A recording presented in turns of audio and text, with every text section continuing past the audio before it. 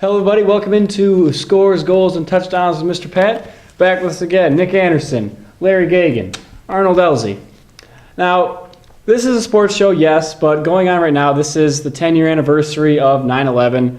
There are certain things that happen in life that kind of put everything into perspective for you. I was mad as all hell waking up this morning until I realized that today was 9/11.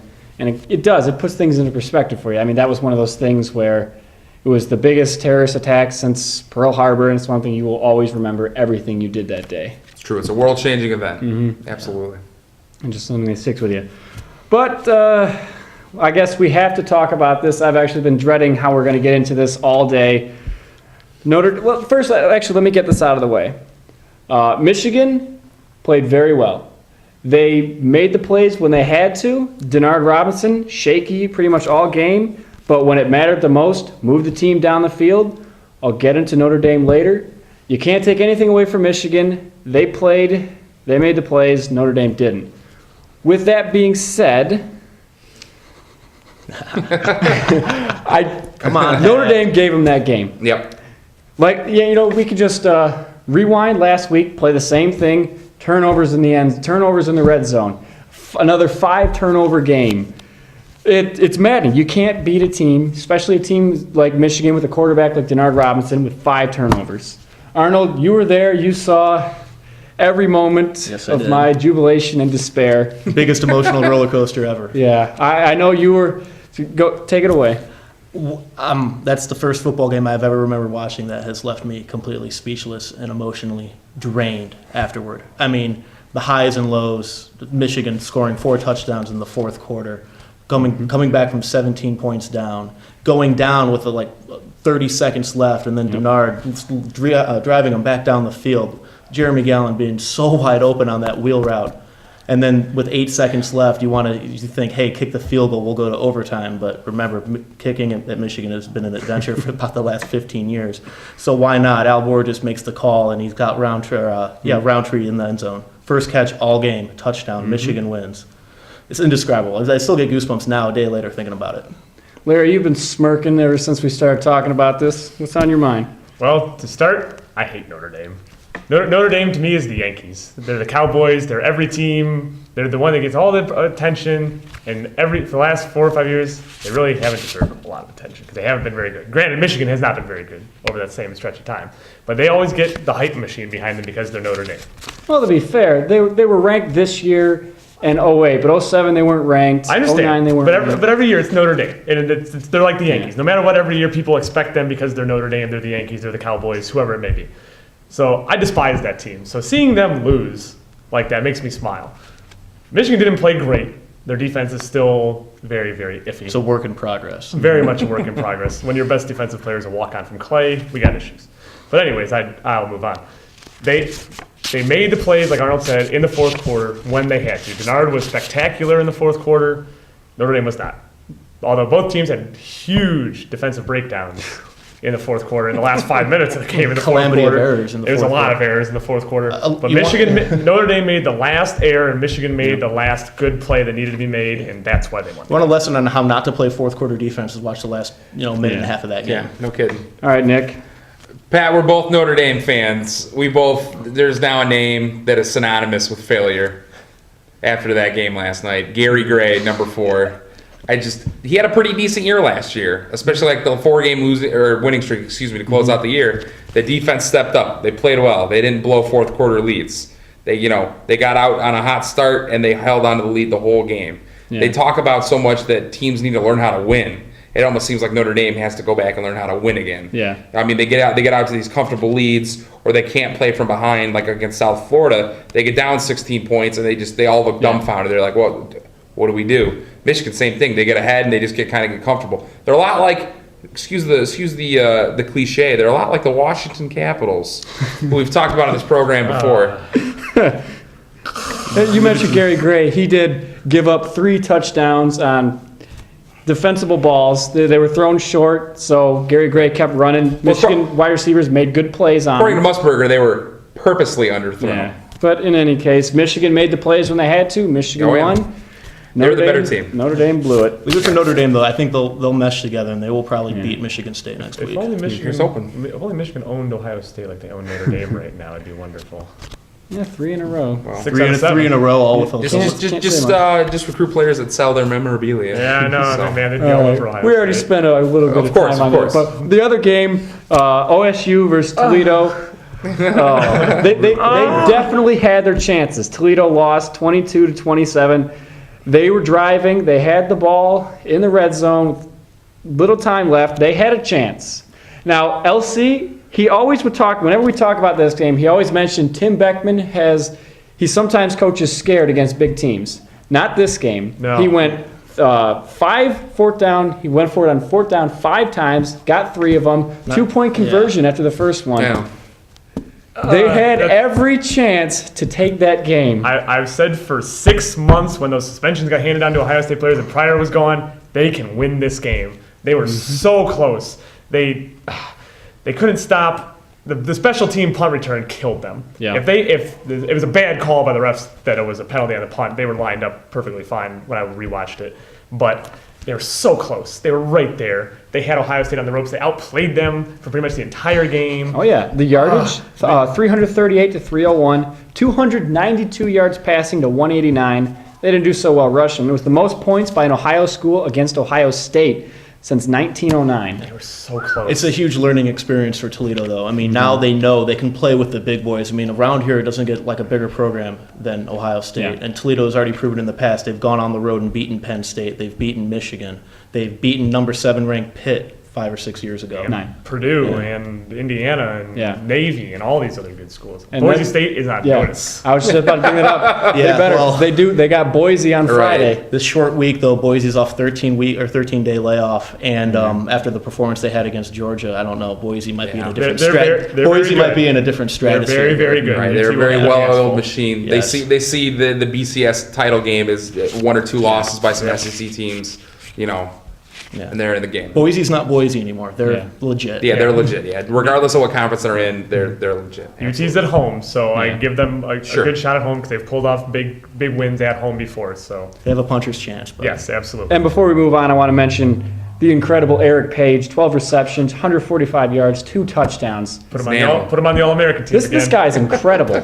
Yeah, not bad for a kid who didn't really get recruited heavily Yeah. out of Springfield High School. Yeah. We're going to move on to the NFL. We had a big stories. Baltimore just laying the wood to Pittsburgh. I thoroughly enjoyed with that. little consent. What free-blooded American Ray wouldn't Rice. love the Pittsburgh Steelers absolutely getting their asses kicked, pardon my French. The self-proclaimed Philadelphia Dream Team pounded St. Louis. hope so. Detroit looked as he's decked out in his Detroit gear. Beat last Shake your year head, you're a Lions fan. a very good Tampa Bay team. They were 10-6 last year. Detroit put the wood to them. Who looked the best? What looked the best to me today was Baltimore, no question. The Baltimore Ravens, I know they were a playoff team a year ago. All talk all year. They've been looking forward to this game against Pittsburgh, and they forced not 1, not 2, but 7 Pittsburgh Steeler turnovers. First time the Steelers have turned the ball over that many times since 1995. Sounds like a team in South Bend. Yeah, people were saying the Baltimore Ravens were long in the tooth and they're too old. Ed Reed, 2 interceptions today. Ray Lewis, interception today. Haloti Ngata, forced fumble recovery. Baltimore showed the AFC North that they are the team to beat, not Yep. Pittsburgh. Right now, you have to say so. I think Buffalo was very impressive today. I mean, I'm not a big Bills fan by any means, but they went on the road. No one expected the Bills to do much of anything this year, and went out and hammered the defending AFC West champion Chiefs, who I don't think the Chiefs are going to be very good this year. But Buffalo, very impressive to go on the road and put up 41 points in your opener with Ryan Fitzpatrick as your quarterback. Because nobody circles the wagons like the Buffalo Bills. All right, It's Corey. true. And Ryan Fitzpatrick also went to Harvard, in case you guys forgot. I'm going to go a little off the board here. I'm going to say the Cincinnati Bengals. Very impressive today. Already exceeding season expectations. Yeah, the Browns, you talk to Peter King, he thinks the Browns might be in the division lead because they don't play a team with a winning record last year till December.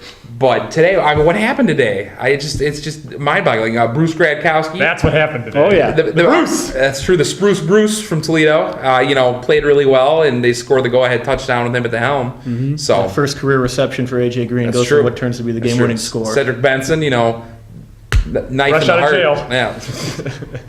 No, I don't get it. What does Bruce Gradkowski have to do to get a starting nod? I don't understand. I don't either. Why Oakland turned away from him, Cincinnati turns away from him for Dalton. I mean, all over the place. They won't give the guy a chance. They didn't turn away from him. They were going to start Dalton from day one. That I was know, the right? entire plan when they drafted him after the whole Carson Palmer fiasco. But I'm Right. on Palmer's side. And Well, that's a whole nother story. We do a whole let's not get you show. fired Yeah, up about we've that. got- We've heard that. Well, I mean, he's in Tampa Bay, and they draft Josh Freeman, who's obviously their future quarterback of the franchise. It's it's tough to follow up a guy like Josh Freeman. Yeah, teams see him as a great serviceable backup, Yep. and that's exactly he proved it today. I mean, give him the starting range. Who knows what he can do on a full season? But he's a great backup that can come in a pinch and win a game for you, as he did today. He's got some weapons in Cincinnati with Gresham and AJ Green and Benson. So I mean, it's not like he's working with nothing down there. And Jordan Shipley, and I mean, it's Cincinnati, but people thought as bad as they'd be this year. Cleveland thought dark horse team this year, perhaps 8 wins, maybe. Maybe it'll be reversed. Maybe play spoiler to Pittsburgh or Baltimore, but Cincinnati, I honestly thought they'd win 1 or 2 games this year, so my hopes are kind of fired up again, just barely. Bought Well- that Stafford jersey too early. How about that team on the left coast? San Francisco 49ers That's true. off to a hot start. Alex Smith looking like an NFL quarterback. Alex again. Smith actually had a pretty good game. He was 15 of 20, 124 yards, not bad, but the big thing, 0 turnovers. Hey. Give it a week. I know, but right Give it a now, week. I'm Look at happy. you. Well, Right. I got nothing. Understandable. I That's got true. nothing yesterday, but now I'm going to take my victories when I can. you give all the credit there to Jim Harbaugh. I mean, Clearly. yeah. Or the entire Ted Yes, family. the entire Kidd family making an appearance. No, you Good give the credit Lord. to Jim Harbaugh because when he came in the offseason as head coach, Right. he was the one that instilled faith in Alex Smith. Like, Yeah. what, you're still gonna be the guy here. He's almost like the ultimate quarterbacks coach. Yeah. I mean, he turned Andrew Luck into Jesus in Luck, football yeah. pads Yeah. at Stanford. So And to the reason why so many teams will tank in December and January this year to try to land him. And especially because, they had a lot of opportunities to draft different quarterbacks. He's stuck with Alex Smith, said Alex Smith's our guy. And if he can... it's shocking to see a football franchise show faith in somebody. Look at the Jacksonville Jaguars kicking David Garrard to the curb. Man, that's awful. Yeah. All Well, right, that now- division, the NFC West too, with San Francisco, it's there Wide for the open. taking. It's It's very by far the winnable. weakest Oh, yeah. division in the Oh, yeah. NFL. And if Alex Smith can play the way he did today, who knows? 8-8, 9-7 will win that division for you. Oh, I almost guarantee 8 or 8 might Yeah. win that division this year. All right, we got a little bit of time left. We got about a minute or so. We'll talk about our most impressive person. I got to say, Cam Newton, we talked about him on the show. I thought he was going to be a bust. I was actually just waiting for him to blow up. Had an incredible game, 24-37, 422 yards, 2 touchdowns, 1 pick, and a rushing touchdown. Now, he came up a little short in the last drive. I was pulling for him. I wasn't expecting me to do it. That was my best player of the week. How about you guys? Well, we already know you're going to say Matt Stafford, so I'm not. To me, it's the quarterback of your Buffalo Bills, Ryan Fitzpatrick. 4 touchdown passes, leads to 3 different receivers. He's established nice rapport with Stevie Johnson. Going on the road to Kansas City, defending AFC West champions, and hanging 41 points on them. How about you, Larry? I'm going to go with Bruce. He Really? came in cold, took the Bengals down, won a game on the road. Hey, you can't ask much all more he from a does is backup win. quarterback. It's true. I'll take the reins from Larry on this one. I'm going to say Matt Stafford. He threw for 300 yards, threw for 3 scores, threw a pick that wasn't really his fault. Tony Scheffler, tripping over his own feet. Yeah, that was a bad pass. Yeah. Not his fault. That was, True, but that's exactly what everybody said all year. If Stafford stays healthy, they're gonna win. They're gonna win some football games. Yeah, how much So, did your heart Matt sink Stafford. when you saw him limping off the field after the I was pass? The petrified. He was second pass he's to just thirsty. Calvin? I was We'll put that. petrified. He needed the potassium. All right, well, we're going to take a quick break and come back and do Bet's Piece. See you then. We started the show off talking about September 11th and how sometimes there are bigger things in this world than sports. Now, I was reminded that last Thursday as I was working the volleyball game between fierce rivals, the Central Catholic Fighting Irish and St. Ursula Arrows. For those of you that didn't know, Central's coach, Melissa Belcher, was diagnosed with ALS, or Lou Gehrig's disease. Now, it didn't hit me until after it was announced why both teams were wearing M4M headbands. Both sides were hoping for miracles for Melissa. The whole night was a big fundraiser to help raise money for ALS research, from a silent auction, 50-50 raffle, and special contest between games. Now, as exciting as the game was, both teams were playing for so much more. Now, it's easy to get caught up in the emotion and heartbreak of sports. I am definitely no exception. Arnold and Nick can tell you firsthand. Now, but sadly, you don't realize how little sports matters until something like that happens. Coach Belcher, I will be praying for a miracle.